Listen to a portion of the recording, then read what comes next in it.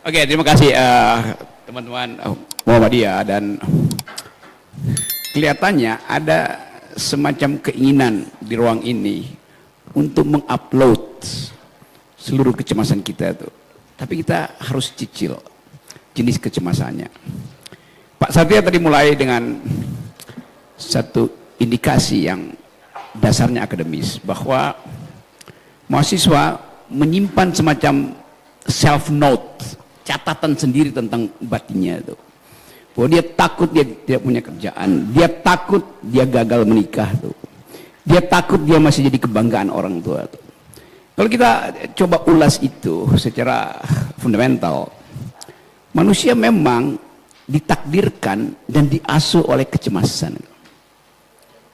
Tapi kecemasan di dalam psikoanalisis itu kecemasan yang disebut kecemasan eksistensial. Supaya kita hidup, kita harus selalu ada di dalam threshold kecemasan. Jasper bilang itu angst. Bahasa Inggrisnya fundamental anxiety. Jadi bahwa manusia memang harus cemas itu dimaksudkan supaya dia bisa survive. Kita cemas ada binatang buas, maka kita berburu binatang buas tuh. Kan dasarnya orang berburu sebetulnya karena dia takut ada yang bergerak-gerak di semak-semak itu, mengancam dia. Jadi ancaman eksistensial menyebabkan kita memproduksi hormon yang disebut endorfin, hormon yang disebut oksitosin untuk menenangkan kecemasan itu. Tetapi yang ada di sekarang bukan kita mencemaskan diri kita sebagai makhluk, tapi kita mencemaskan masa depan kita sebagai warga negara tuh. Itu dasarnya tuh. Karena situasi hari ini tidak memungkinkan kita berharap ada bonus demografi. Kalau ada harapan bonus demografi, yang disurvei tadi percaya bahwa dia akan cukup uang untuk membiayai perkawinannya. Seandainya riset tadi dilakukan tadi pagi dan si mahasiswa baca keterangan Sri Mulyani 2 jam yang lalu, jadi benar pengertian dia takut nggak punya uang masa depan, nggak punya kesempatan untuk menikah. Sri Mulyani bilang 2 jam lalu, Indonesia 2023 akan menghadapi kegelapan ekonomi. Yang ngomong Sri Mulyani, tapi Jokowi bilang enggak, kita akan sukses. Percaya siapa? Sri Mulyani apa Jokowi? Kok bisa begitu? Tentu Sri Mulyani mengkoordinir data-data makro itu, dan dia tunjukkan bahwa prediksi dunia, prediksi IMF segala macam pemeringkat dunia itu, global growth itu cuma 2,1% dibandingkan dengan 2 tahun lalu yang masih 5-6% itu. Faktanya ada di situ. Siapa yang nggak cemas dengan keadaan itu? Saya kasih contoh mikro supaya kita bisa nangkap nuansa pembicaraan kita pagi ini. Satu waktu saya tiba di Bandara Banyuwangi, mau kasih kuliah di Jember. Seorang ayah mencegat saya di depan toilet. Pak Rocky sebentar. Saya pikir dia intel. Saya serius mau bicara. Ya kan dia tiba-tiba stop. Dan dia ikuti saya sampai ke toilet. Intel biasa begitu kan. Dia bilang begini, saya mau bicara sesuatu Pak Rocky. Apa? Dalam kecemasan saya mulai lihat wajahnya merendung. Begini Pak, saya dari Sumatera, saya mesti ke Jember karena 2 anak saya kuliah di Jember. Tapi saya mesti bawa pulang 1 anak saya. Saya mulai duga ini ada sesuatu di dalam benaknya itu. Akhirnya dia bilang, saya mengirim anak saya 2 ke Jember karena saya mendengar keterangan Pak Jokowi yang mengatakan bahwa harga sawit akan stabil. Dia petani kecil, petani sawit. Pada waktu itu harga sawit 2.000, 2.500. Dia ketemu saya ketika harga sawit tinggal 900 rupiah.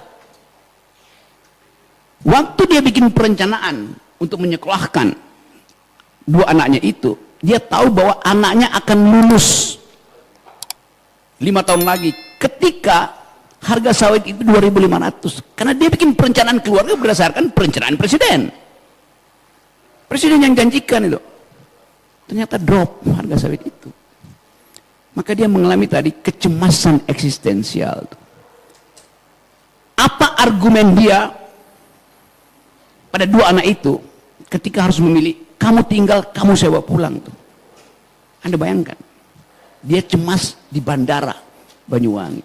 Kecemasan itu dia bawa malam sebelumnya, pasti di dalam imajinasi saya atau dalam aneh saya, pasti dia bertengkar dengan istrinya di Sumatera. Anak yang mana yang mesti dibawa pulang? Istrinya pasti, kenapa mesti dua-duanya dibawa pulang? Satu aja, kenapa satu mesti dibawa pulang?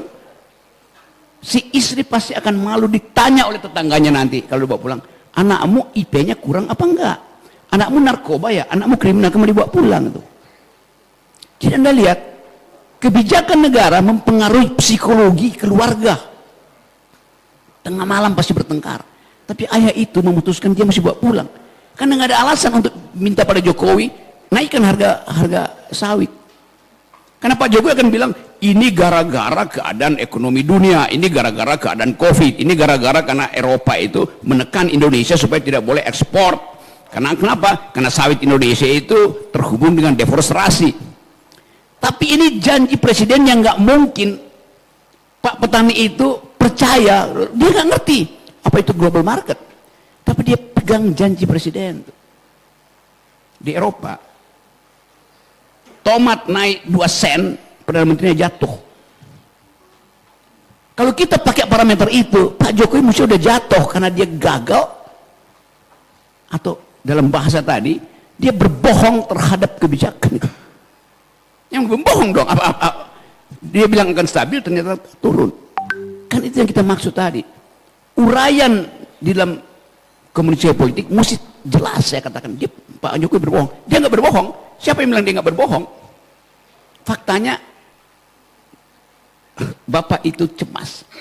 Kecemasan itu tiba di bandara dan dia menunggu kira-kira 2 jam untuk pergi ke Jember dan mau terangkan, nak kamu saya bawa pulang ya. Anak itu juga mesti terangkan pada tempat kosnya kenapa dia pulang tuh. Jadi Anda bayangkan hubungan antara public policy dan psikologi keluarga. Saya mau sampai di situ menganalisis soal itu. Yang bikin Bapak ini susah namanya bajingan. Habis mau bilang apa istilahnya? Yang dalam bahasa Jawa sebetulnya manusia yang disayang oleh Tuhan. Apa namanya? Baguse bajingan. Bagus jiwo angen-angenan pangeran.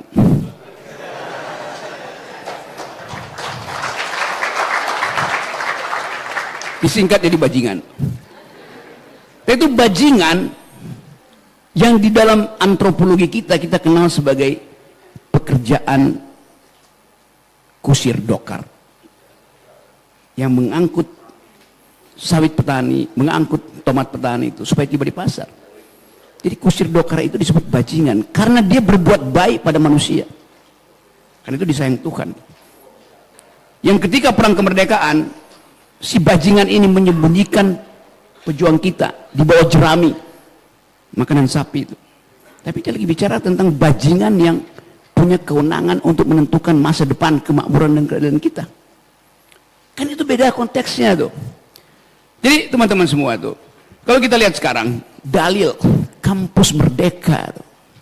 Tapi kemarin pintu untuk kita bicara kemerdekaan berpikir digembok di Unair. Itu penjara di mana-mana kemerdekaan berpikir di situ. Dan kita coba bayangkan apa masa depan kita menghadapi pemilu 2024 yang tadi statistiknya diterangkan oleh Pak Satria itu 80 juta pemilih kita di 2024 itu lulusan SMP, nggak bisa mengolah konsep. Karena itu nggak ada perdebatan konseptual di antara kabinet capres tuh. Karena dianggap lebih efektif menurunkan BLT, amplop daripada konsep.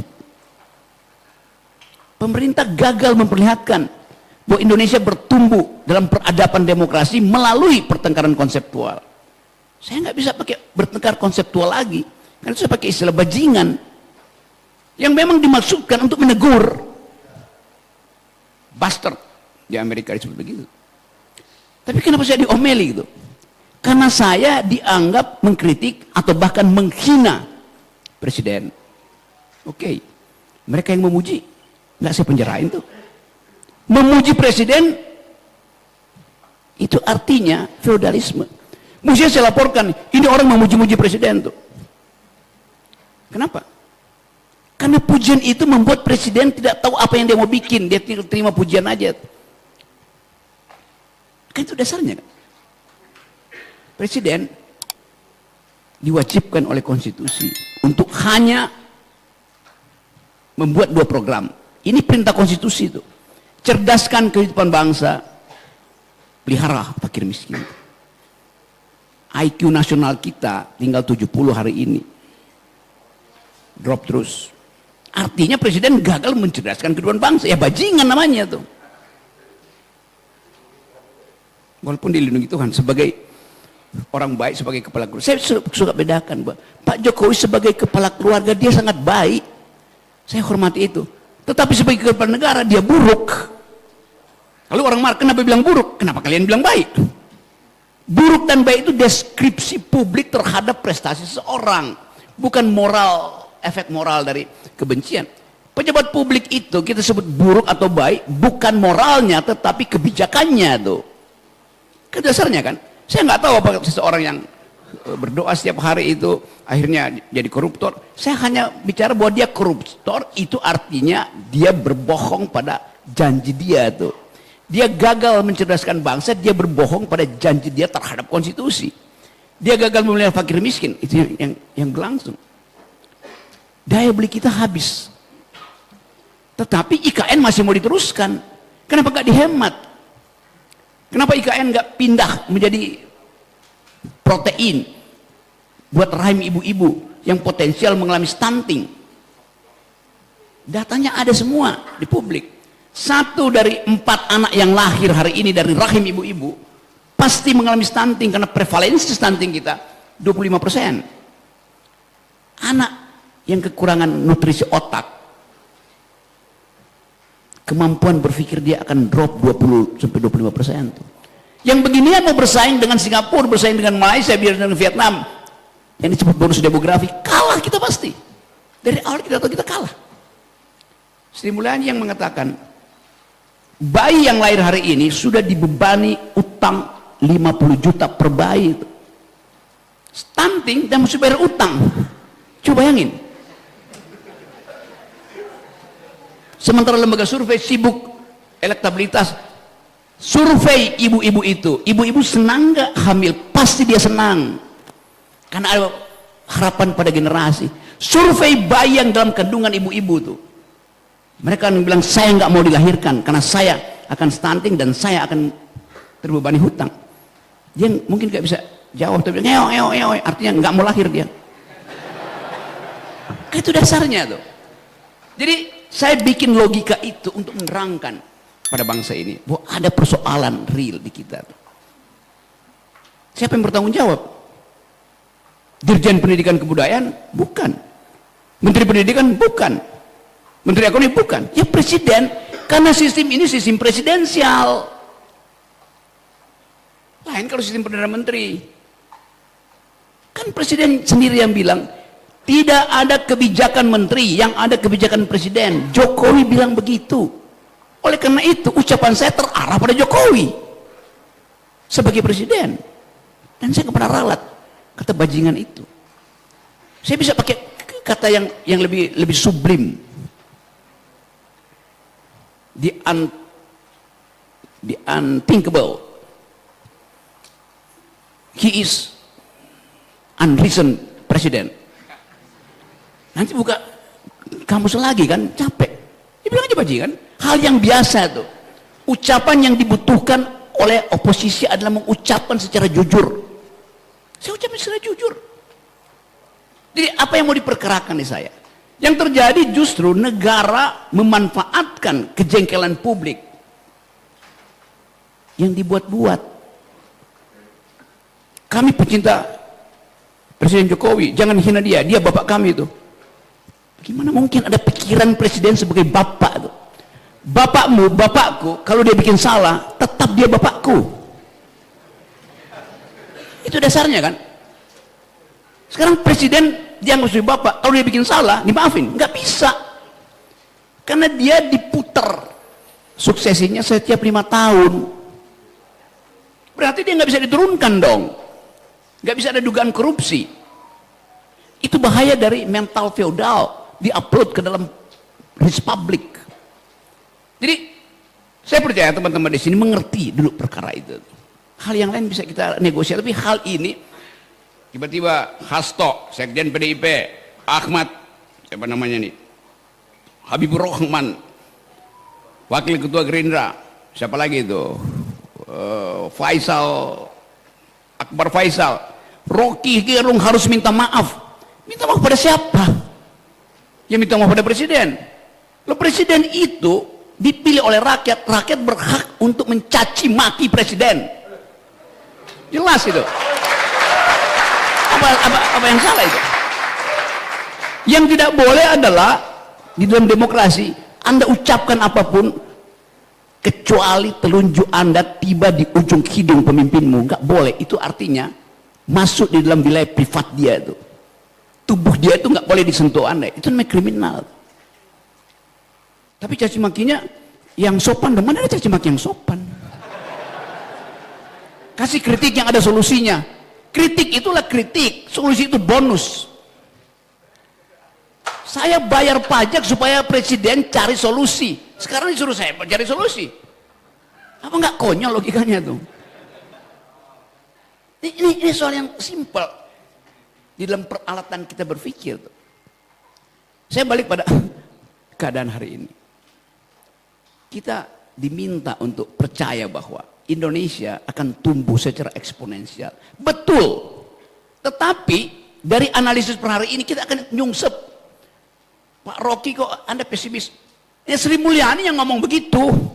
Akan ada kegelapan 2023 tuh. Kalau kita bilang, itu pasti dibilang Anda tidak percaya pada presiden. Sri Mulyani yang tidak percaya pada presiden. Presiden tubulin optimisme, Sri Mulyani bilang kita pesimis.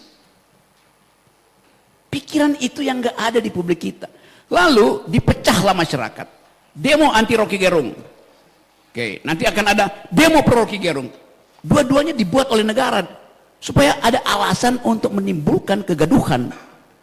Dan hanya dengan kegaduhan saya bisa ditangkap oleh undang-undang tentang kegaduhan. Undang-undang tahun 46 tuh. Undang-undang ITE nggak mungkin ditangkap. Bagaimana mungkin? Saya nggak menghina pribadi, saya menghina kebijakan. Bagaimana? Di mana ada hate speech di situ? Itu bukan ujaran kebencian, itu kritik di dalam format yang paling absolut, yaitu cacian. Tapi itu cacian terhadap kebijakan. Jadi orang-orang seperti Akbar Faisal, Hasto, segala macam, dia nggak ngerti demokrasi. Masa dia yang suruh minta maaf? Saya minta maaf ke siapa? Saya minta maaf ke mereka. Kan ini relawan yang protes, jadi saya minta maaf pada relawan. Lebih gila lagi tuh.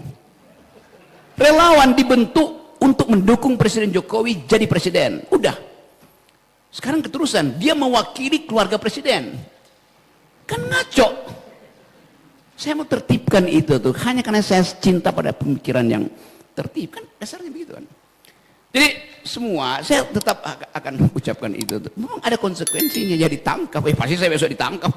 Karena udah terjadi kerusuhan kan, teman-teman di Papua, teman-teman di Kalimantan tuh. Padahal berkali-kali saya ketemu dengan pemuka adat di Kalimantan, Dayak, apa namanya, Banjar segala macam tuh. Saya bilang, jangan kalian izinkan tanah Kalimantan dijual dengan harga murah bahkan. Saya bela hak masyarakat adat Kalimantan justru. Jokowi jual murah ke Cina kan? Silakan 180 tahun konsesinya, isi apa aja tuh. Lo itu menjual tanah rakyat masyarakat adat, minta izin dong. Ada nggak izinnya? Nggak dikasih, nggak ada. Jokowi putuskan pindah ibu kota sebelum dia bikin AMDAL. Padahal dalam hukum ekologi, hukum lingkungan, AMDAL dulu baru putuskan secara politis.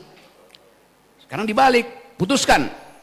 Maka saya minta, kata Jokowi, kampus-kampus lakukan AMDAL. Bagaimana kalau Muhammadiyah bilang AMDALnya nggak terbit? Harusnya batal dong itu. Tapi kan diatur supaya AMDAL itu disusulkan dan harus membenarkan ide IKN itu. Ide yang menggerogoti APBN kita tuh. Tadinya bisnis to bisnis. Berkembang berikut bisnis separoh, government separoh. Sekarang full government, APBN dirampok untuk bikin IKN. Padahal APBN itu bisa dibikin supaya gratis pendidikan di Indonesia. Supaya tidak ada lagi kesehatan yang mesti kita bayar BPJS tuh. Itu kan asuransi. Hak saya untuk sehat, kewajiban negara bikin saya sehat. Tapi negara bilang bayar dong. Negara nggak boleh berbisnis dengan warga negaranya, kecuali itu negara kapitalis. Ini bukan negara kapitalis. Jadi filosofi bernegara itu yang dirusak oleh keangkuhan tadi, oleh feodalisme. Keinginan untuk menyelamatkan diri sendiri itu. Itu dasarnya. Jadi itu yang terjadi.